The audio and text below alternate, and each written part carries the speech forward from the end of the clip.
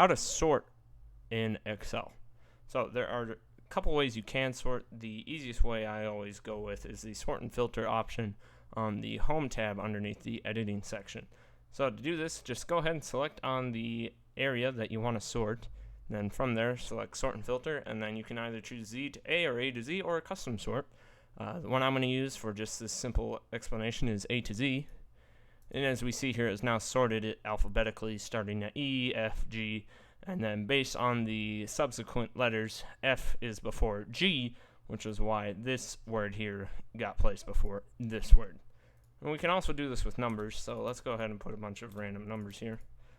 So we'll go ahead and select that area, hit sort and filter, and you'll notice that when it sees the numbers, it changes it from smallest to largest rather than A to Z. So we'll go smallest to largest here, and we can continue with our current selection if we want, or we could expand it. We're going to leave it with the selection that we've selected, and we notice it sorted it 1, 2, 3, 4.